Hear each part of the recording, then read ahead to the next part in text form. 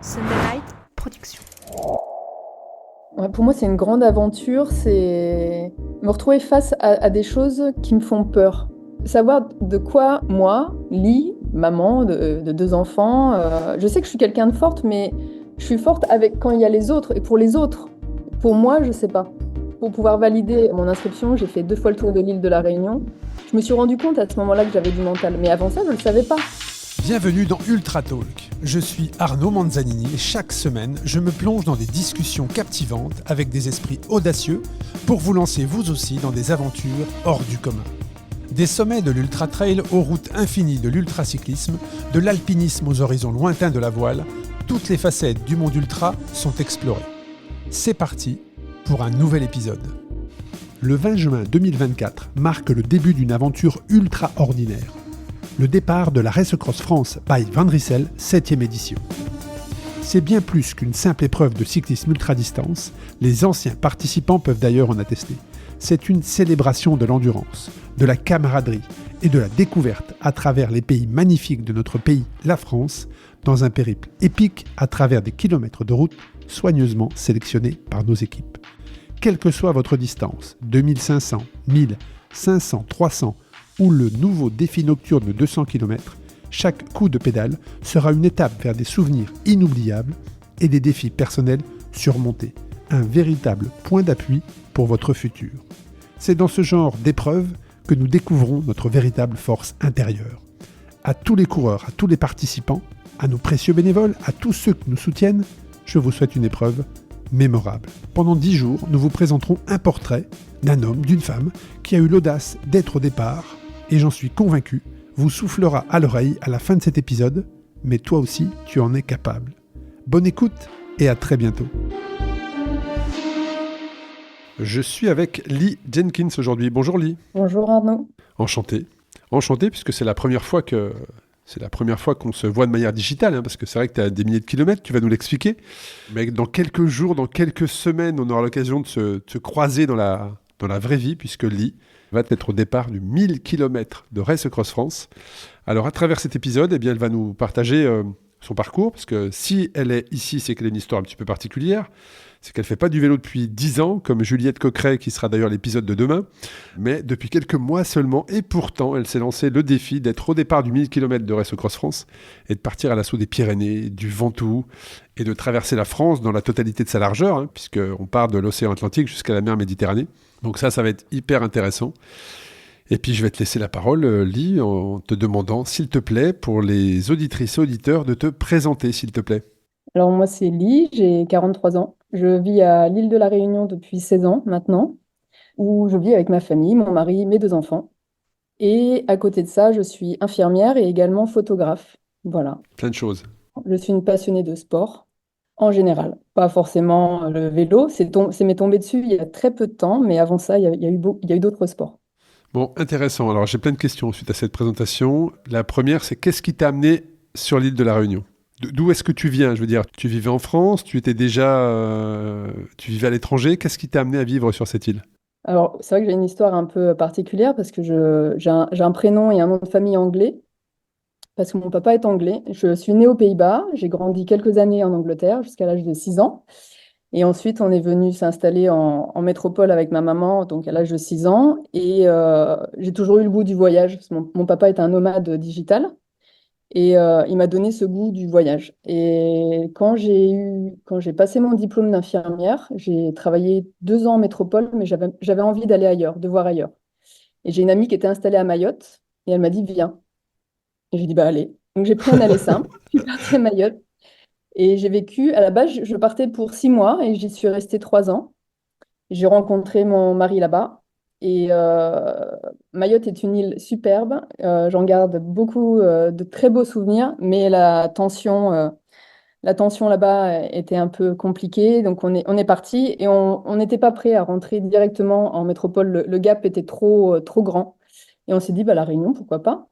Et pareil, on Et, n'était pas parti pour y vivre 36 000 ans, ça fait déjà 16 ans. et alors, quand on vit à la Réunion, on fait du vélo et est-ce qu'on fait du trail ? Alors moi, non. Parce Moi, que, non. parce que j'ai encore eu la chance de l'évoquer aujourd'hui, puisque j'ai enregistré également un autre épisode du podcast Ultra Talk, d'un trailer qui sera d'ailleurs sur l'île à l'automne, en octobre prochain, et les paysages sont juste à couper le souffle. Parfois, tu te demandes si c'est pas du photomontage, tellement les cirques sont juste impressionnants. Ah oui, c'est terrible. C'est ce qui nous retient ici, hein. C'est vraiment, c'est superbe. Donc, toi, tu pratiques Non, de pas la du randonnée? trail, la randonnée, ouais. La randonnée, et j'aime bien partir, on aime bien partir avec les enfants 2, 3 jours dans ma fat, par exemple, en gîte ou en tente. Mon mari fait beaucoup, beaucoup de découvertes de sentiers, mais non, du trail en pur et dur, non, j'en fais pas. Bon, intéressant. Intéressant. Et alors, qu'est-ce qui t'a mis sur un vélo? Une amie. Parce que ça fait 18 mois hein, que tu fais du vélo. En fait, tu as répondu pour expliquer un peu le processus et qu'est-ce que tu fais face à moi de manière digitale, certes, mais qu'est-ce qui fait que tu es au départ du 1000 km et qu'est-ce qui fait que tu es au départ du podcast surtout, c'est que tu as répondu à un appel à candidature sur partager votre histoire. Et au départ, c'est vrai, quand j'ai vu, et je te rejoins, mais quand j'ai vu ton prénom et ton nom, je me suis dit, mais est-ce que ça parle anglais ou est-ce que ça parle français? Effectivement, quand j'ai vu que tu avais écrit ton témoignage en français, bon, bah, je t'ai contacté directement et j'ai bien compris qu'il n'y aurait eu aucun problème. Et effectivement, tu décris que tu fais du vélo depuis 18 mois seulement. Alors, moi, je trouve que c'est génial. C'est pour ça que j'ai voulu t'avoir sur le podcast, parce que ça fait sauter. Et j'espère que ça fera sauter beaucoup de barrières aux gens qui hésitent et qui se disent non, alors homme ou femme, là-dessus, j'ai pas de débat sur ça, mais j'hésite, est-ce que je suis capable, est-ce que je vais réussir? Oui, mais c'est 1000 bornes, mais c'est compliqué, il y a les Pyrénées. Toi, tu t'es pas posé de questions, ça fait 18 mois, reste Cross France, 1000 km, explique-nous. Donc, comment t'es arrivé sur le vélo? C'est exactement ce que tu dis, je me suis pas posé de questions. J'ai une amie qui fait justement du trail. Un jour, on s'est dit, bah, allez, on va faire du vélo. Alors, moi, j'ai un vieux VTT entrée de gamme que j'utilise juste pour aller me balader avec les enfants, hein. C'est le seul genre de vélo que je faisais avant. Et là, on était en balade avec mon amie. Elle me dit, oh, ça te dirait pas de faire le tour de la Réunion à vélo? Alors déjà, d'une, je me suis dit, mais d'où elle sort cette idée? Parce que moi, elle m'était pas du tout passée par la tête. Et en fait, je me suis dit, bah ouais, pourquoi pas? Pourquoi pas? Mais je lui ai dit, par contre, tu vas me laisser le temps de me préparer pour ce tour à vélo, parce que là, physiquement, je ne me sens pas prête. Et je lui ai dit, bah écoute, on se donne 6 mois et on le fait. C'est parti de là. C'est parti de là. J'ai commencé à faire 1 ou 2 sorties avec mon VTT. Je me suis dit, oh là là, non, là, ça me plaît pas, parce que ben, j'avançais pas. J'avais mal aux fesses. Je me suis dit, bon, bah, je vais m'acheter un vélo de route entrée de gamme, et puis on va tenter. Là, j'ai été piquée par le virus tout de suite. Alors, ça, c'est la première étape, c'est-à-dire on se lance le défi de faire le tour de l'île à vélo, donc c'est le fait de monter sur le vélo, mais après, il y a encore le next step qui est de dire, bah, je vais être sur la RAF. Tu aurais pu te dire, on va commencer par le 300, on va commencer par le 500, mais tu t'es dit, bah, quitte à revenir en France, on va pas se déplacer pour rien, quoi. Tu vois? Exactement. Alors, j'ai commencé à me préparer toute seule, à aller rouler toute seule. Je me suis préparée pour ce fameux tour de l'île qu'on a fait en 2 jours. Alors, à l'origine, on avait prévu de le faire en 3 jours. Et puis, moi, je me suis rendu compte que 3 jours, ça serait trop long pour moi. Et je lui ai dit, bah, allez, on se le fait en 2 jours. Ça serait trop long parce que tu es impatiente et 3 jours sur un vélo, ça te paraît trop long, ou c'est parce que bah, tu as des occupations familiales et voilà. Non, non, trop long, parce que je me suis dit, mais qu'est-ce qu'on va. Moi, en quelques heures, on va boucler, on va faire les kilomètres. Et puis, qu'est-ce qu'on va faire du reste de la journée? Moi, j'étais même presque prête à le faire en une En journée. une seule fois, ouais. Ma copine, elle s'était pas autant préparée. Rappelle-nous, c'est combien de kilomètres? 230 à peu près. Oui, donc effectivement, ça aurait tout à fait été possible de le faire dans la journée. Complètement, ouais. Que j'ai fait ensuite par la suite.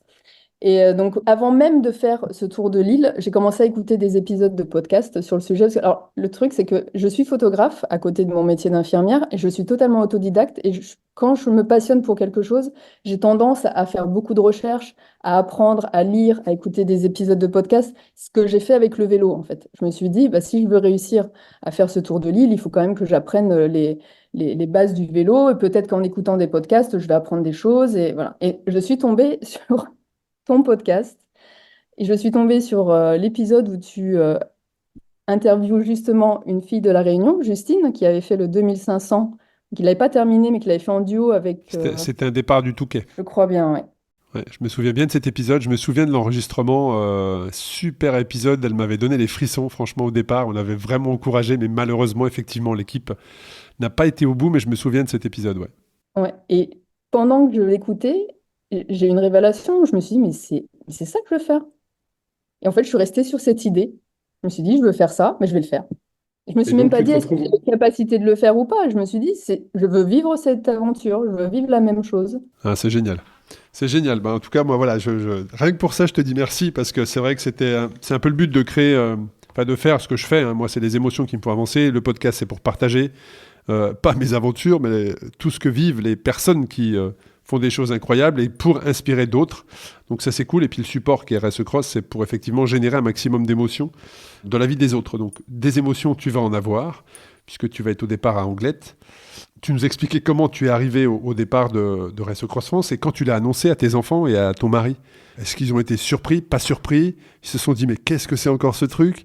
Ouais, peut-être, qu'est-ce que c'est encore ce truc? Parce que je suis comme ça, en fait, j'ai toujours des idées un peu farfelues, mais l'idée, elle est restée. Et ils ont fini par comprendre que c'était pas une idée C'était pas comme une idée ça. en l'air. Tu avais la motivation pour. Et Exactement. aujourd'hui, c'est vrai que tu vas être confronté à quand je dis des monuments du cyclisme, c'est que c'est quand même, enfin, le Tourmalet, le Mont Ventoux, c'est des ascensions qui parlent à tous les sportifs aujourd'hui. Est-ce que tu connais les Pyrénées? Est-ce que tu as déjà roulé dans les Pyrénées? Est-ce que tu as déjà monté le Ventoux?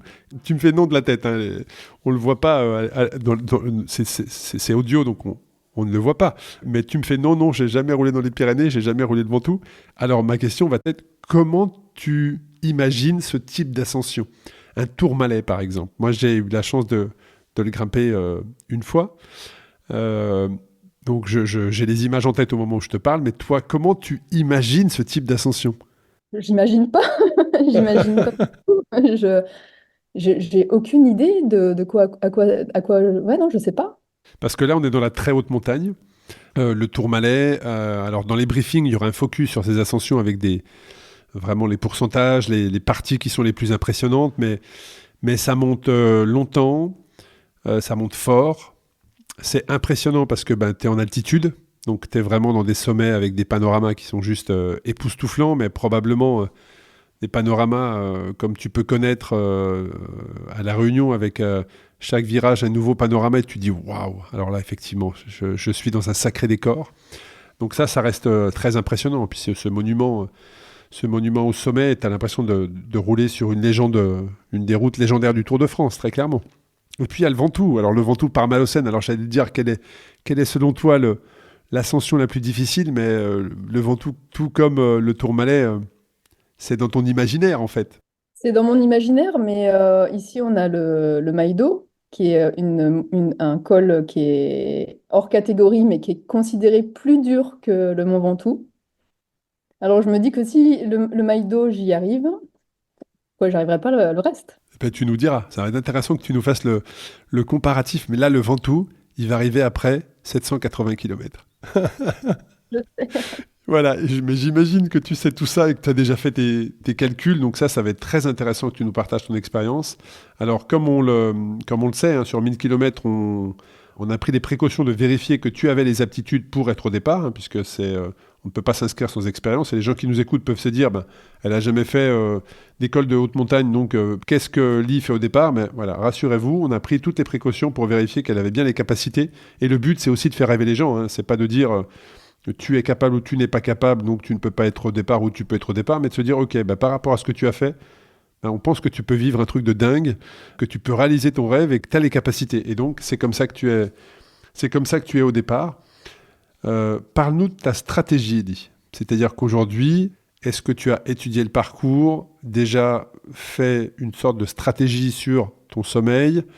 Tu arrives dans quel état d'esprit au départ et comment tu imagines que vont se dérouler les premiers kilomètres, en tout cas les 2 premiers jours? Alors, déjà, on fait un départ de nuit, ce que je m'attendais absolument pas. Tu as déjà roulé de nuit? Alors, j'ai commencé à rouler de nuit ici, justement, parce que c'est un peu ma crainte, on va dire, de rouler de nuit, de me retrouver seule. Alors, à savoir qu'à La Réunion, il y a beaucoup de chiens errants. On m'a dit qu'en métropole, il y en avait très peu. Oui, et puis dans les périodes... Enfin, alors j'ai jamais roulé à La Réunion, hein, mais en tout cas, oui, il y a pas beaucoup Alors, il peut y avoir un ou deux chiens qui se baladent, qui est perdu, mais il n'y a pas le phénomène de meute de chiens errants. Donc là, oui, je te rassure. Et puis, pour répondre aussi à une interrogation, une de tes craintes, c'est le fait de rouler seul la première nuit. Mm. Mais je serais pas seule, Alors, je pense, la première c'est nuit ce du que j'allais tout. dire. Vous êtes 350 au départ du 1000 km. Donc, Ça va même être magnifique parce que je pense que la route va être éclairée de petites lumières arrière et de petites lumières avant. Donc devant toi, tu vas probablement toujours voir une petite lumière rouge et derrière toi, tu vas probablement voir toujours une petite lumière blanche. Donc la première nuit, je pense que sois rassuré, tu vas être seul sur ton vélo, mais tu ne te sentiras pas seul. Voilà, donc je pense que voilà, moi, la crainte que j'ai ici, voilà, c'est les chiens errants. Donc j'ai fait quelques sorties de nuit, ça s'est plutôt bien passé. Donc je suis quand même rassurée maintenant par rapport à ça. De savoir qu'il n'y aura pas vraiment de chiens errants en métropole, ça me rassure aussi. Ma stratégie, donc je pense que je vais rouler de nuit la première nuit et je m'arrêterai pour la deuxième nuit, je pense, au moins 5 heures. Je me suis dit que je dormirais au moins 5 heures par nuit par la suite, en faisant une nuit blanche la première. Et tu cibles une arrivée pour la deuxième nuit sur un point précis Ah non, où pas du tout. tu t'arrêteras en fonction de la zone là où tu te situeras en se disant 14-15 heures, j'aurai une petite idée de là où je vais me trouver le soir et j'anticiperai avec des réservations ou autres à ce J'ai moment-là. pas du tout envie de faire de programmation parce que je sais très bien qu'il y a tellement de paramètres qui peuvent rentrer en compte que je pense que ça sert à rien de planifier. Je pense que ce que je vais faire, c'est que je vais quand même relever quelques hébergements sur la route pour déjà les avoir si j'ai pas de réseau, par exemple. Mais non, je vais pas me dire je vais rouler tant de temps avant de dormir. Non, je pense que je vais aviser au jour le jour, heure après heure, hein. Ouais, je pense que c'est la bonne stratégie. Et sur le sommeil, alors tu parlais de faire effectivement de sauter cette première nuit que quasiment tous les participants vont faire, hein, avec un départ à 21 heures pour les premiers, 350, donc tu imagines qu'on est parti pour 2h30 avec un départ toutes les 30 secondes, on est parti pour plusieurs heures de départ. Donc certains vont partir plus proche de minuit que de 21 heures. Toi, ta stratégie sur le sommeil, c'est ça. Est-ce que tu résistes alors, tu as un métier d'infirmière, je ne sais pas quels sont tes postes, mais tu as peut-être déjà une résistance un peu plus prononcée à la fatigue. Quelle est ta relation avec la privation de sommeil? Alors là, ça fait quelques années que je fais du remplacement libéral, donc je ne travaille plus de nuit, mais j'ai très très très longtemps travaillé de nuit. Je suis un oiseau de nuit, donc je pense pas que ça va me poser souci de rouler de nuit. Euh, non, je pense pas. Je pense pas. Et je pense que j'aurai peut-être un coup de fatigue sur le matin, mais je dormirai au bord du chemin pour faire une petite sieste et puis ça sera reparti. En tout cas, c'est pas quelque chose qui, à ce jour, t'inquiète plus que ça. Non, non, C'est non. pour toi, de par tes expériences, tu sais que bon voilà, tu es quand même plutôt résistante et tu sauras trouver des solutions. Oui, oui. Quand je travaillais de nuit, vu que j'ai des enfants en plus à l'époque, ils étaient en bas âge, ça m'arrivait des fois de ne pas dormir pendant 30, 40 heures avant de pouvoir dormir. Donc non. Non, ça, je sais que j'en suis capable. Alors ça fait quelques années que je ne l'ai pas fait, mais je sais que je suis capable. Bon, ça c'est intéressant et c'est un point positif. Ça c'est un point positif. Et puis, j'ai regardé un petit peu tes réseaux, on en parlera, j'ai suivi ce que tu faisais et il se trouve que, alors la Réunion, on a régulièrement des participants qui viennent de la Réunion. Je pourrais même presque compter le nombre de personnes qui sont déjà venues, puisque à chaque fois j'ai une bouteille de rhum. Donc je pourrais presque te dire, c'est une tradition de ce que j'ai compris. C'est une tradition c'est ça, hein, c'est quand on sort de l'île. Ouais, Voilà, souvent on donc, ramène du rhum arrangé, ouais. Mhm. voilà, donc quelques mètres de moi, si j'ouvre la porte du placard, je pourrais même compter le nombre de participants qui sont déjà venus, parce qu'à chaque fois j'ai une bouteille. Donc je sais qu'il y a déjà des participants qui sont venus régulièrement, mais n'empêche que tu es suivi, c'est médiatisé. Tu as fait des télés, des radios. Parle-nous de cet engouement autour de l'épreuve, autour de ce que tu vas faire sur l'île de la Réunion. Alors je suis passée sur le JT, en fait, à La Réunion, il y a donc le JT de Antenne Réunion. Ils ont une capsule sport et ils m'ont contacté. Alors à la base, ils ne me contactaient pas pour ça. Ils me contactaient parce qu'ils voulaient faire un reportage sur moi sur la photo, parce que je fais de la photographie essentiellement de femmes. Et, et au fil de la conversation, je lui ai dit, bah, moi, oui, ça me plairait, mais ça me plairait plus de parler de vélo. Et elle m'a dit, ah ben on a une capsule sport. Donc elle a voulu que je lui expose mon projet et elle a été très emballée. Et c'est pour ça qu'elle a fait un reportage sur l'ultracyclisme, qui n'est pas du tout connu ici à La Réunion. Ce qui veut dire qu'il va y avoir il va y avoir un suivi, c'est-à-dire que cette journaliste ou le service des sports peut-être va suivre ton évolution et à ton retour, tu auras aussi de la Peut-être, visibilité. je sais pas, elle me l'a pas promis en tout cas. Il y a d'autres cyclistes qui... Enfin, je veux dire, tu t'entraînes avec d'autres personnes, c'est une discipline qui est observée, ou est-ce qu'on vient exclusivement sur l'île pour courir ou faire de la rando? Il y a beaucoup de cyclistes à La Réunion, mais c'est des cyclistes qui font des critériums, des C'est courses de la contre la compétition, ce que montre, tu veux dire. la compétition, C'est des voilà. courses. Ouais. Alors, au fil des mois, j'ai commencé à rencontrer du monde. C'est vrai qu'au début, je roulais toute seule. Et puis, c'est difficile. Il n'y a pas beaucoup de femmes, quand même. Il y a très peu de femmes cyclistes à La Réunion. Et au fil du temps, du fait de rouler, j'ai commencé à rencontrer du monde, à discuter. Donc maintenant, j'ai quand même j'ai un petit cercle d'amis avec qui je roule. Il n'y a pas de femmes, hein. Ah, c'est intéressant ça.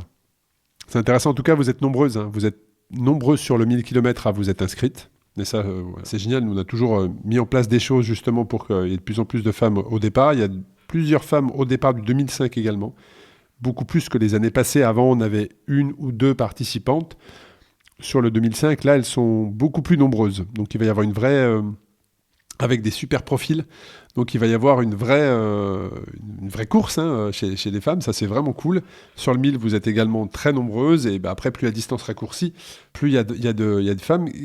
Quel est toi qui fais de l'outdoor, qui fait peut-être du vélo depuis 18 mois, mais voilà, tu pratiques l'outdoor depuis pas mal de temps. Quel est ton regard sur justement le cyclisme féminin?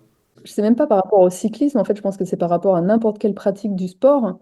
Je trouve que les femmes ne prennent pas de temps pour elles. Elles s'accordent pas du temps. Elles s'accordent pas du temps pour faire du sport. Il y a toujours quelque chose qui passe en premier. Les enfants, le travail, la maison. Mais je le vois même autour de moi avec mes amies, hein. Elles arrivent pas à s'accorder ce temps. Elles en ont envie, mais elles ont toujours une excuse. Une excuse, ouais. Ouais. Il y a toujours le fait de enfin, de faire le premier pas et d'oser. Mais c'est vrai que se positionner sur une épreuve comme Race Cross, quelque part derrière, une fois que tu as validé ton inscription, que tu l'as communiqué à tes proches, bah, tu n'as plus vraiment le choix, quoi. Il faut y aller, tu vois. Il faut y aller. Est-ce que toi, comme d'autres, hein, je pense notamment à Camille, dont l'épisode est sorti à 48 heures au moment où l'épisode sera diffusé, qui nous disait, ben, entre le moment où je me suis inscrite et le moment où je l'ai dit à mes proches, il s'est passé un laps de temps parce que j'ai longtemps hésité à le partager, parce qu'une fois que je l'aurais partagé, ça m'engageait à le faire. Est-ce que pour toi, ça a été le cas ou pas du tout? Non, parce que moi, j'étais déjà dans un processus de justement m'accorder du temps. Ça fait quelques années que je l'enseigne à mes enfants en leur disant que c'est important que j'ai du temps pour moi en tant que femme et que je ne suis pas qu'une maman et qu'une infirmière et qu'une femme. Donc moi, j'étais déjà dans ce process en fait d'avoir du temps pour moi et de faire du sport pour moi. Alors, c'était pas du vélo, c'était autre chose, mais donc non, ça n'a rien changé. Et moi, j'ai pas eu peur de leur dire, je m'inscris à la course et je vais être moins disponible. Non, parce que finalement, j'étais pas moins disponible parce que je m'entraînais la semaine. En étant infirmière, j'ai des jours de repos la semaine, donc ils s'en sont pas trop rendus compte. Et est-ce que, en tant qu'infirmière justement, et le fait de t'accorder du temps, comme tu le dis, moi j'ai besoin de prendre du temps pour moi, pour être meilleur envers les autres aussi, hein, c'est aussi ça qui est important. Est-ce que le Covid a changé ou accéléré quelque chose, ou tu étais déjà dans cette démarche-là avant? Non, j'étais déjà dans cette démarche avant. Ouais.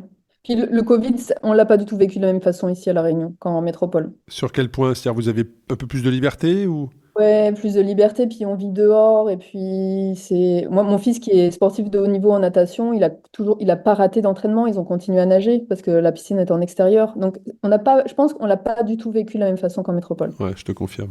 Je te Ça a été confirme, c'était plutôt strict. moins traumatisant. Ouais, c'est ça, c'est ça. On va dire, enfin, c'est-à-dire que on avait beaucoup moins de la liberté, on avait enfin, ce confinement, bien évidemment, le fait où on pouvait pas sortir à plus d'un kilomètre. Enfin, il y en a beaucoup qui se sont mis à courir et qui ont fait des boucles d'un kilomètre. Beaucoup également se sont mis à faire du home trainer Ah ouais. connecté, donc ont découvert la relation avec une préparation, des entraînements planifiés, la relation avec les watts également, et beaucoup sont ressortis beaucoup plus en forme qu'à l'entrée du confinement. Donc voilà, c'était un petit peu paradoxal tout ça. Mais si on revient sur Race Cross France, aujourd'hui, après, comme tu l'as dit, tu recherches beaucoup, tu te renseignes par toi-même, tu es autodidacte.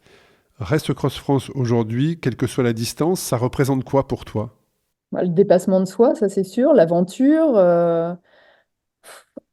Ouais, pour moi, c'est une grande aventure. Comment dire? Me retrouver face à des choses qui me font peur. Voilà. Savoir de quoi, moi, Lee, maman de deux enfants. Je sais que je suis quelqu'un de forte, mais je suis forte avec quand il y a les autres et pour les autres. Pour moi, je sais pas. Je sais pas jusqu'où je suis capable d'aller en fait. Je sais, pour pouvoir valider mon inscription, j'ai fait 2 fois le tour de l'île de la Réunion. Je me suis rendu compte à ce moment-là que j'avais du mental. Mais avant ça, je le savais pas. Et là, je veux vraiment voir jusqu'où je suis capable d'aller en fait. Ça, c'est super intéressant ce que tu dis. C'est se découvrir quelque part soi-même, quoi. C'est-à-dire que cette épreuve peut être une excuse, ou en tout cas un support pour... Et ça, je le dis depuis longtemps, et beaucoup d'invités d'ailleurs au micro partagent cette même sensation, mais qui je suis vraiment en fait? De quoi je suis vraiment capable?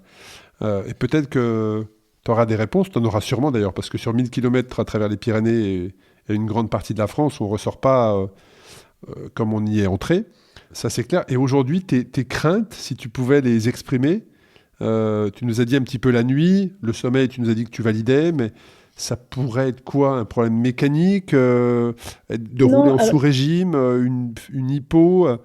Qu'est-ce qui aujourd'hui, au moment où on se parle, à quelques heures du départ pour les 1000 km, donc au moment où tu t'élanceras, ton épisode sera diffusé, qu'est-ce qui, je ne sais pas si on peut dire t'inquiète, mais qu'est-ce qui t'interpelle ou te questionne? C'est drôle parce que en fait, j'ai décidé de me faire accompagner pour cette course. Et ça fait 4 mois que j'ai un coach, que j'ai un micronutritionniste, que j'ai une kiné. Et Bien. je pense que le fait d'avoir été entourée, accompagnée, comme je t'ai dit au début du podcast, je me suis laissée guider, Porté. emporter. Et, ouais, et en fait, et puis je suis restée focus, vraiment focus sur cette course. Je me sens assez sereine, alors qu'à la base, je suis quand même quelqu'un de très anxieux. Et je me sens Ça bien. transpire pas, hein. Ça transpire pas. Tu dégages plutôt la sérénité, hein. C'est vrai que depuis le début, je t'ai posé la question avant qu'on ouvre les micros et tu m'as répondu exactement ça. C'est-à-dire, je me sens confiante, je me suis laissé porter par les gens autour de moi. Ouais, il y a 2 craintes, c'est la nuit, les animaux sauvages. Et mon autre crainte, c'est parce que sur le live tout à l'heure, je t'ai posé une question, c'est que j'ai des intolérances alimentaires. Et moi, je Oui. ne ferai pas partie de ceux qui vont s'arrêter dans des boulangeries, pizza, je peux pas. Voilà, j'ai plein d'intolérances. Donc moi, c'est ma petite crainte, c'est l'alimentation, de comment je vais pouvoir trouver de quoi remplir, voilà, comment trouver l'énergie avec de la nourriture facilement. Ça, c'est l'aventure. Ça, c'est l'aventure. Parce qu'effectivement, tu peux prévoir plein de choses. La météo, tu peux pas la prévoir. Et la manière dont tu vas pouvoir trouver les choses, même si tu as des routeurs à distance, bah, effectivement, il y aura peut-être pas forcément ce que tu imaginais pouvoir trouver pour te donner l'énergie. Et puis les boulangeries, bon, bah, c'est vrai que ça fait la réputation du cyclisme ultra-distance, mais c'est un peu de la calorie, ce qu'on appelle la calorie vide. Vide, ouais, C'est-à-dire totalement. que ça va être un kick pour quelques minutes. C'est Et ça. après, il y aura une vraie redescente qui va être la courbe opposée. Donc c'est quelquefois pas plus mal de prendre un petit peu le temps de trouver la bonne alimentation pour avoir le carburant qui t'emmène, si je peux l'imager comme ça, un peu plus loin. Et qu'est-ce que t'ont dit, qu'est-ce que t'ont partagé les personnes avec lesquelles donc les personnes avec qui tu travailles, tu t'es entouré, un coach, un micronutritionniste, et quand tu leur as dit, bah, en fait, j'ai besoin de tes conseils, de tes services, que tu m'accompagnes, parce que je vais faire 1000 km. C'est quoi la réaction des professionnels du sport sur cette distance, sur cette épreuve? Ça a pas été, ils n'ont pas été très enthousiastes. C'est-à-dire, c'était une mise en garde sur les dangers pour le corps, c'était quoi le manque d'enthousiasme dont tu parles? Mon coach m'a dit, je vais faire tout ce que je peux pour que tu la termines. Voilà. Il m'a dit, n'espère pas performer, espère juste la terminer. Il m'a dit, un corps de cycliste, ça se construit pas en 18 mois. Voilà ce qu'il m'a dit. Mais il a raison. Là-dessus, il a raison. Et ça confirme ce que je dis régulièrement, c'est que l'ultra, en fait, faut pas le voir en one shot. Hein, ça a été une des expressions qui avait été reprise par un journaliste lors d'une interview. Mais ce que je veux dire par là, c'est que tu vas tellement apprendre sur toi que tu vas vouloir recommencer pour corriger les petites erreurs que tu as pu faire. Et puis, bah, ça procure tellement de sensations extraordinaires que tu as envie de revivre ça, de sentir cette sensation de liberté. C'est paradoxal parce que tu as quand même le chrono qui va tourner avec 5 jours pour faire cette distance-là avec un dénivelé qui est très important. Mais paradoxalement, tu as une sensation de liberté juste incroyable. Mais je pense que c'est parce que en fait, c'est toi qui décides la vitesse à laquelle tu avances. Tu veux rouler vite, tu veux pas rouler vite, tu veux tourner à droite, tu veux tourner à gauche, sortir de la trace, y revenir. C'est toi qui choisis ton moment. Et je pense que ça te génère de la liberté parce que tu es déconnecté de la réalité. Enfin, c'est pas déconnecté de la réalité, tu es déconnecté du temps. Et tu ne sais pas vraiment quel jour on est, ou en tout cas, il te faut un certain temps de réflexion. Tu sais plus vraiment quelle heure on est parce qu'il te faut un temps de réflexion. Tu vas juste être rythmé par « ce soir, j'aimerais être là ». ce matin, je pars de là et j'ai jusqu'à tel jour, telle date, telle heure pour arriver à tel endroit. Et ça, c'est génial. Donc, ce qu'a dit ton coach, c'est vrai. Un corps d'ultra, ça se fait dans le temps. L'alimentation, ça se travaille dans le temps. La stratégie se travaille dans le temps. La position sur le vélo. D'ailleurs, justement, ton vélo, comment tu l'as, j'allais dire aménagé un peu comme un appart, mais parce que quelquefois, c'est vrai que ça peut être notre appart, on y passe la journée. Mais comment tu l'as équipé? J'hésite encore pour la sacoche arrière. J'ai deux choix. J'ai la sacoche de selle de chez Apidura. Ce qui me dérange avec, c'est qu'elle brandusse un peu à droite à gauche voilà. Ouais, ça ballotte un peu. Ouais. J'ai investi dans la tail fin. Oui, c'est ça. Elle est en carbone. Elle est légèrement plus lourde, mais par contre, c'est super stable. Ah bah, si tu as le choix entre les deux, n'hésite pas.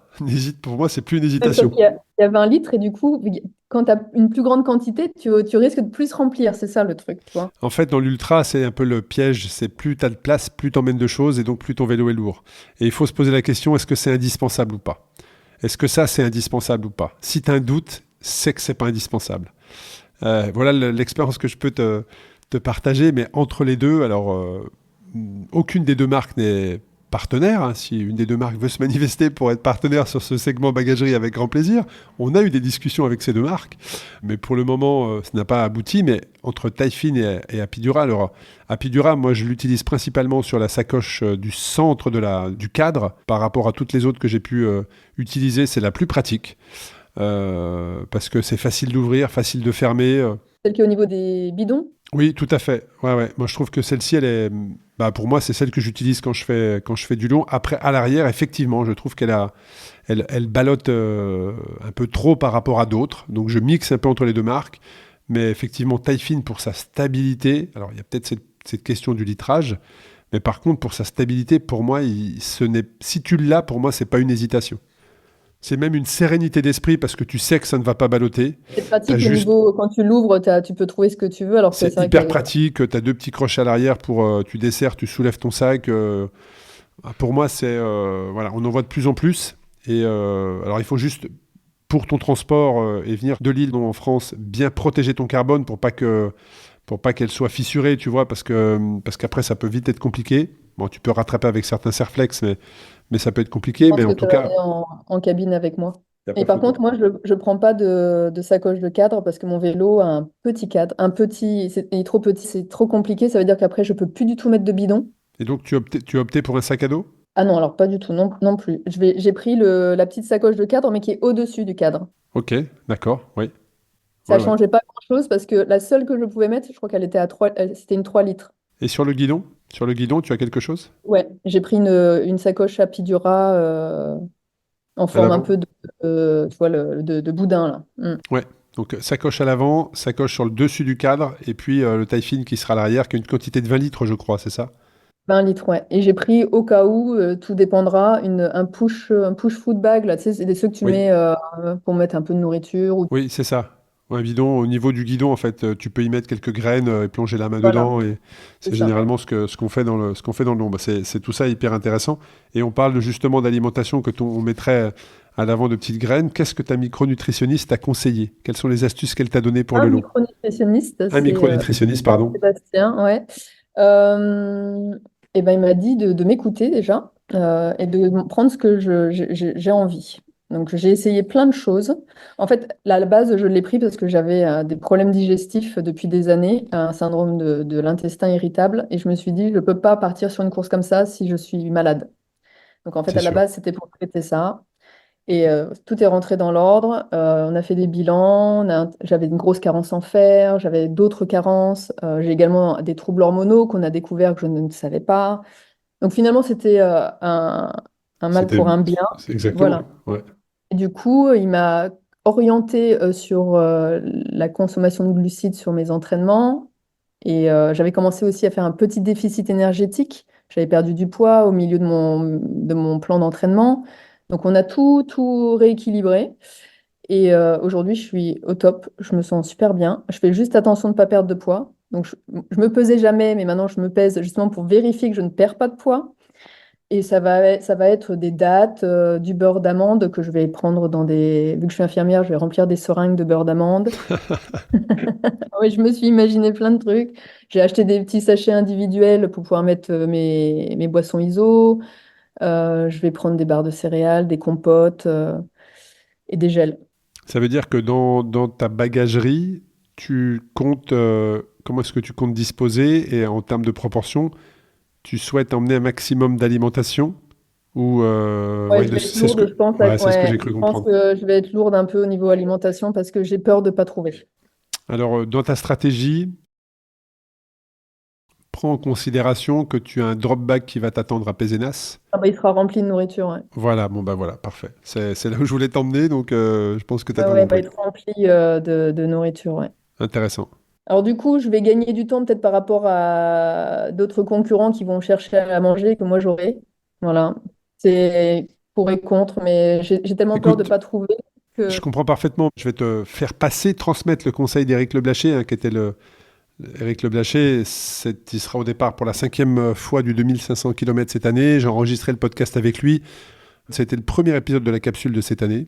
Éric disait justement, en fait, dans l'ultra, quand tu penses gagner du temps, au final, t'en perds. Et quand tu penses que tu vas en perdre, au final, t'en gagnes. Et je pense que ce que tu viens de dire, on est dans la même direction, quoi. Mm, Moi, je préfère partir avec mon alimentation parce que je sais qu'elle me convient. Et après, je gagnerai probablement du temps en étant plus lourde par rapport à ceux qui s'arrêtent. c'est ça. Puis je pensais aussi prendre, tu sais, ces sachets de riz pré-cuit. Je pense en prendre un ou deux au cas où. Bon, après, je pense qu'il y aura des brasseries, des choses où je pourrais m'arrêter pour prendre Vous partez en semaine, vous partez pas un week-end. Il n'y a pas de dimanche qui va se positionner dans l'aventure. On est en France, c'est pas le désert, même si vous avez passé dans des routes qui sont le plus isolées possible, mais c'est pas non plus le désert. Donc, en étant bien reposé, bien alimenté, donc beaucoup plus lucide, le prix de la prise de décision et les choix seront un peu plus faciles. Et où est-ce qu'on peut te suivre aujourd'hui? Comment est-ce que tu vas transmettre, partager cette aventure? Alors, j'ai deux pages Instagram qui sont totalement distinctes. J'ai Into the Wild, mais c'est ma page voyage. Sinon, tout se passe sur Clip and Ride Birdie pour tout ce qui est vélo. Bon, et tu comptes poster, tu comptes publier ou tu comptes te concentrer sur l'événement? Non, non, je vais partager. Je vais partager. Je pense que je ferai des petits lives, des stories. Alors, je ferai pas de posts, mais je ferai des stories et des lives, je pense, ouais. Bon, ça va être intéressant. Et si vous souhaitez suivre Lee pendant cette aventure à travers 1000 km à travers la France, elle va porter le dossard 1059. Donc 1059, vous pouvez mettre son dossard dans les petits favoris sur la plateforme de suivi que vous retrouvez sur racecrossseries.com, le suivi live, la distance de 1000 km, et là le dossard 1059, ça sera Lee. Donc n'hésitez pas à même venir l'encourager hein, au bord de la route. On sait que ça se fait beaucoup depuis... plus les éditions passent, plus le public est nombreux à venir au bord de la route et à reconnaître les participants. Est-ce qu'il y a des choses sur lesquelles tu voudrais prendre la parole ou nous partager par rapport à ta préparation, par rapport à l'épreuve? Là, on a quelques heures du départ au moment où l'épisode est diffusé, mais voilà, est-ce qu'il y a quelque chose que tu souhaiterais partager aux auditrices et auditeurs? Bah, plusieurs, mais il y a plusieurs choses. Il y a la première, c'est que l'aventure de la RAF, ce n'est pas que la course, c'est vraiment tout ce qui est en amont. J'ai tout adoré. J'ai adoré l'entraînement, j'ai adoré apprendre sur l'alimentation, j'ai adoré étudier le matériel pour la course. Tout, le fait de chercher les hébergements, tout. Je trouve que c'est génial en fait parce que c'est pas une épreuve qui dure que 5 jours en fait. Elle dure des mois. Mais c'est sûr, ça dure. Tu sais, pour moi, et je le dis souvent, c'est quand tu fais une épreuve d'ultra-distance, et notamment sur nos épreuves, c'est un an quasiment. C'est une parenthèse d'un an et t'emmènes toute ta famille. Tu vas te retrouver, tu vas te mettre en forme. Et c'est intéressant parce que ton témoignage le confirme parfaitement. Tu es aujourd'hui en bien meilleure santé que tu ne l'étais il y a un an. Alors, tu étais déjà en bonne santé, mais dans ce que tu nous décris, tu te remets en santé. Et ça ne dure pas que 5 jours. C'est une parenthèse et il y aura probablement des rebonds qui vont se faire derrière. Mais voilà, c'est ça qui est intéressant. C'est qu'à compter du moment où tu as l'audace et tu oses prendre la décision de dire « je vais être au départ », il y a un mécanisme qui se met en place derrière et les lignes bougent. Il y a des choses qui changent et t'embarques avec toi tes amis, ta famille à travers cette aventure, qui vont te suivre pendant que tu vas le réaliser, qui vont te suivre à distance sur le GPS. Et c'est ça que je trouve ça génial. D'ailleurs, ta famille, est-ce qu'elle va venir en France avec toi ou est-ce qu'elle va suivre à distance? Alors, je prends ma fille avec moi qui restera chez ma sœur et mon fils et mon mari restent ici parce que mon fils passe le brevet. Ouais, mais après, ils vont partir en voyage tous les deux entre garçons en Indonésie, donc c'est bien, ils vont avoir leur moment à eux. C'est Ah, pas mal génial. aussi. Ouais, c'est pas mal, c'est pas mal. Ouais, c'est pas mal. Et du coup, je serai toute seule sur la course. Il n'y aura personne à la ligne d'arrivée, mais On grâce au sera là. réseau, On sera là, Lee. voilà. Puis grâce au réseau, j'ai rencontré Elsa, j'ai rencontré d'autres personnes, donc je sais que voilà, on s'est rencontrés en virtuel, on va se rencontrer en Elsa vrai. Lagache. Tu as Ouais, rencontré Elsa Lagache en digital. c'est à cause d'elle hein, que je fais le 1000. Hein. Elsa Lagache, je vais raconter l'histoire d'Elsa. Alors, Elsa, je suis sûr qu'elle écoute cet épisode. Ça, c'est certain, parce que je sais que c'est une fidèle auditrice. Elsa, en fait, elle a gagné. Elsa, elle est au départ, cette année, du 2500 km avec Noélie. Première équipe, premier duo féminin. Donc, elles se sont fixées l'objectif d'être finisher de cette aventure en duo. Mais Elsa, elle est un peu dans le même cas de figure que toi. C'est-à-dire que Elsa, elle a gagné son dossard pour le 1000 suite à un jeu concours qu'avait lancé la marque de textile féminin Wilma. Elle a gagné. Elle a gagné le dossard. Donc, elle s'est retrouvée au départ du 1000 km. Donc, ça l'a obligée à s'entraîner. Donc, elle s'est mise à rouler avec un vélo qui n'était pas du tout à sa taille. J'ai fait un épisode avec Elsa. Je vous invite à l'écouter. Vous tapez Elsa Lagache Ultra Talk et vous tomberez sur cet épisode. Donc, elle s'est préparée. Elle s'est entraînée. Elle s'est retrouvée à faire des distances qu'elle n'imaginait pas. Elle s'est retrouvée au départ du 1000 km à traverser les Alpes dans des orages de dingue. Elle termine. Le long de cette aventure, elle rencontre Noélie. Et puis elles se disent, mais final, on s'entend pas mal sur le vélo. Et si on faisait le 2005 ensemble? Et elles se sont inscrites sur le 2005. Et Noélie est allée lui rendre visite à New York l'hiver dernier. Enfin voilà, et puis c'est une énergie, Elsa, débordante. Débordante. Ouais, elle est géniale. Et donc, du coup, moi, quand j'ai commencé à échanger avec elle et je lui ai dit, je vais faire le 500. Elle me fait, oh, tu viens de La Réunion, tu vas pas faire le 500. Elle me dit, t'es capable de faire le 1000. Voilà. Donc, voilà pourquoi je fais le 1000. C'est Ah, Elsa. génial. Génial, merci Elsa. Merci pour tout ce que tu véhicules autour. J'en profite de faire passer le petit message. Ça, c'est très cool. Est-ce qu'il y a d'autres messages, Lee, que tu souhaiterais faire passer? Ben, que les femmes, qu'elles croient en elles, qu'elles sont capables, que on a le droit de s'accorder du temps et qu'on a le droit de vivre nos rêves, que ce soit du vélo ou autre chose. Hein. Euh, et pas attendre d'avoir 50 60 ans pour se dire pourquoi j'ai pas fait ça. Non, C'est je vrai. trouve ça hyper important de pas s'oublier. Voilà, faut pas s'oublier. Ça sera le titre de l'épisode, je pense. Mais en tout cas, je te rejoins parfaitement. Moi, je fais beaucoup de choses. On fait beaucoup de choses. On fait beaucoup de choses pour qu'il y ait de plus en plus... que les femmes aient de plus en plus confiance. Et on le voit par expérience. Mais si on compare les hommes et les femmes, il faut comparer ce qui est comparable. Je ne compare pas la performance. Je compare juste la résilience. Et aujourd'hui, une femme saura beaucoup plus trouver les réponses et les ressources pour ne pas abandonner. Un homme va être un peu plus bourru et aller à l'abandon. Voilà. Et je le dis, les fidèles auditrices et auditeurs ne seront pas surpris parce que c'est pas la première fois que je partage ça, mais notamment dans les études sur le sommeil. On mène une étude depuis 2 ans avec l'Université du Littoral à Dunkerque sur le sommeil. Et Rémi Urdiel, que tu auras peut-être l'occasion de voir, qui sera d'ailleurs présent sur l'événement avec une spécialiste de la NASA et du sommeil sur SE Cross France, nous l'a bien dit l'année passée. Je peux pas dire qu'il y a... Je reprends un peu ces mots, mais ce qu'il nous disait, c'est que je peux pas dire qu'il y a vraiment des différences entre les hommes et les femmes, mais ce que je peux dire, c'est que les femmes se respectent plus que les hommes dans la relation avec le sommeil. C'est-à-dire qu'un homme va pousser très très loin le sommeil, quitte à s'endormir sur le vélo. Une femme, elle, sera beaucoup plus raisonnable et va être un peu plus à l'écoute. Et ça, c'est vachement intéressant. Mais on a fait beaucoup d'épisodes, que ce soit sur Ultra Talk ou Dans la tête d'un cycliste, sur justement les mythes hommes-femmes. J'ai fait un épisode sur Dans la tête d'un cycliste spécifiquement sur ça avec des spécialistes de l'INSEP qui lui nous expliquaient qu'il y avait 10%. Voilà, l'écart entre un homme et une femme, les top performers dans les conditions identiques sur une même épreuve, il y a 10% sur le temps, sur la puissance entre un homme et une femme, mais une femme peut battre un homme. La question n'est pas là. Oui, Mais, il y a tellement de paramètres qui rentrent en compte dans mais bien l'ultra-distance évidemment. que, Et puis on peut pas comparer. Enfin, même physiologiquement, c'est pas comparable en fait. On peut pas comparer les performances d'une femme et les performances d'un homme. Donc voilà, c'est un sujet en tout cas moi qui me tient à cœur.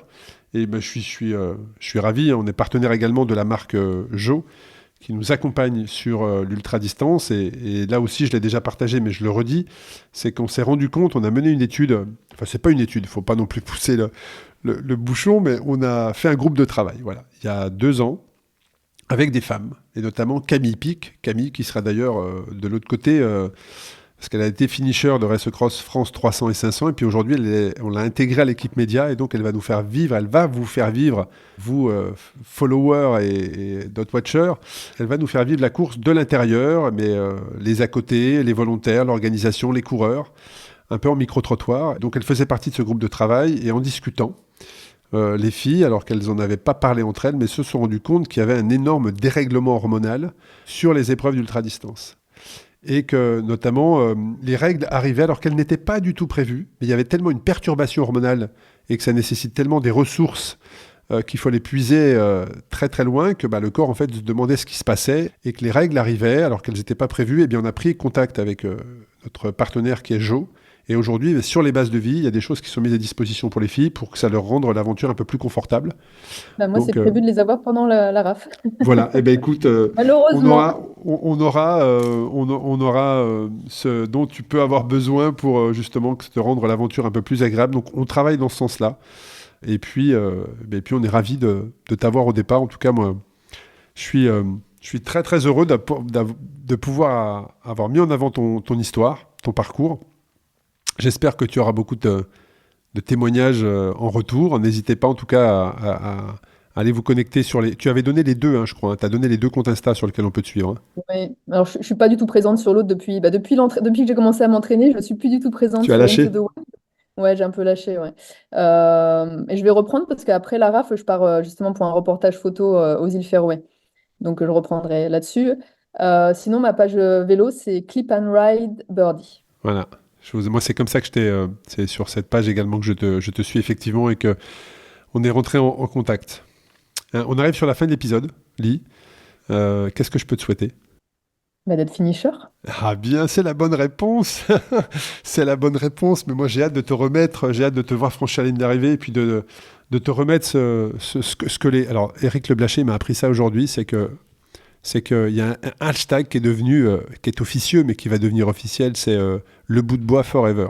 C'est-à-dire que ce fameux trophée en bois, effectivement, mis en place il y a maintenant 7 ans, enfin, oui, c'est la 7e édition, eh bien, c'était une des motivations pour les participants de le voir trôner sur un bureau, dans son salon, dans sa cuisine, salle de bain, n'importe où. Mais en tout cas, il a une importance, il a une valeur, et surtout, rien que de le voir dans son champ de vision, il te ramène à ce que tu as vécu. Comme tu le sais, ou peut-être que je te l'apprends, mais ce trophée en bois sera personnalisé, c'est-à-dire qu'il y aura bien ton prénom, ton nom et ton numéro de dossard dessus. Ça, on l'a toujours fait et ça marque les esprits, mais ne soyez plus surpris. Puis j'espère qu'on aura l'occasion de te le remettre, mais de le remettre au plus grand nombre de partants et partantes. Ça, c'est important pour nous.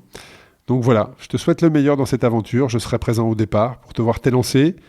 Et après, je me rendrai directement à Mandelieu en espérant vous voir arriver au plus grand nombre. Yes, merci. Merci à toi. Merci à toi. Et puis, écoute, au plaisir de te rencontrer dans la vraie vie. Merci Lee, à très bientôt. Et puis, rendez-vous demain pour un nouvel épisode d'Ultra Talk avec une nouvelle histoire vraie, une nouvelle personnalité qui va donc nous expliquer pourquoi il est au départ de Race Cross France cette année. Et puis, n'hésitez pas à vous retourner vers la bibliothèque, la nombreuse bibliothèque, plus de 300 épisodes. Vous retrouverez probablement une histoire qui va vous inspirer, qui va vous accompagner si vous êtes sur le vélo de nombreux kilomètres. Et si vous souhaitez venir vous aussi vivre les émotions d'une Race Cross, eh bien sachez que les inscriptions pour 2025, avec un nouveau parcours, de nouvelles montagnes à franchir, les inscriptions ouvriront le 1er octobre. À très bientôt et bonne chance pour la suite. Alors cet épisode, il vous a plu ? Merci de partager l'histoire de mon invité à votre entourage. Par WhatsApp, c'est hyper simple, mais aussi sur les réseaux. Il le mérite, non ? Et en plus, cela permet au podcast de se faire connaître un peu plus chaque jour. Merci beaucoup pour cette attention et à très bientôt pour une nouvelle histoire vraie. La vôtre, peut-être un jour d'ailleurs. Merci d'avoir écouté cet épisode captivant d'Ultra Talk. J'espère que cette conversation inspirante avec des individus audacieux vous a laissé avec de nouvelles perspectives et une motivation renouvelée. N'oubliez pas que vous aussi, vous pouvez embrasser l'extraordinaire dans votre propre vie. Restez connectés sur les réseaux sociaux Ultra Talk et sur le site ultratalk-podcast.com. Continuez à vous aventurer et à repousser vos limites. À la semaine prochaine pour un nouvel épisode passionnant d'Ultra Talk.